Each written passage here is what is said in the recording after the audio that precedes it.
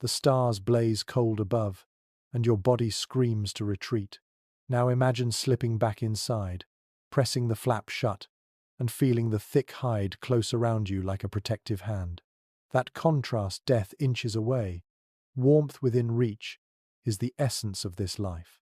And so you understand. Buffalo hides weren't just fabric stretched over poles. They were the line between life and oblivion, as vital as breath itself. Each time the wind rattles the walls, you hear them answer back, steady and defiant.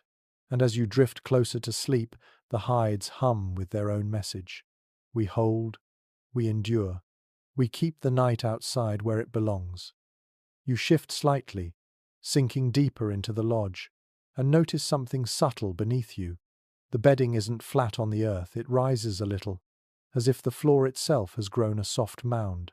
Your fingers brush the edge, and you realize the sleeping platforms are lifted above the frozen ground.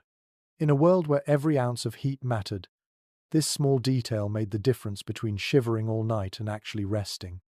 Mainstream historians often point out that many plains and woodland tribes built bedding frames from willow or other flexible branches, lashed together to create low cots.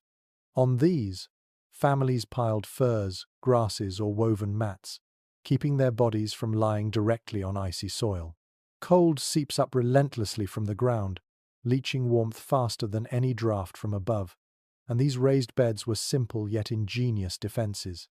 If you've ever gone camping without a sleeping pad, you know that feeling. The cold ground doesn't just chill you, it steals from you. There's an odd little tidbit about how people sometimes lined their platforms with fresh-cut cedar or pine boughs, not only for cushioning but for scent. Imagine drifting to sleep wrapped in fur, your nose filled with the crisp tang of evergreen. Some accounts even mention that the smell was considered protective, almost spiritual, warding off illness and bad dreams.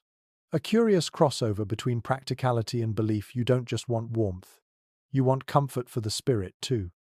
And yet scholars still argue about how universal these raised beds were. Were they standard across winter lodges, or luxuries reserved for those with enough resources? Some anthropologists suggest only certain tribes consistently built them, while others relied more on thick layers of hides laid directly on earth. The truth is murky, and the archaeological traces, bits of wood, patches of matting, don't always survive the centuries. So you sit here, wondering if you're perched on a common bed of the time, or on something a little rarer.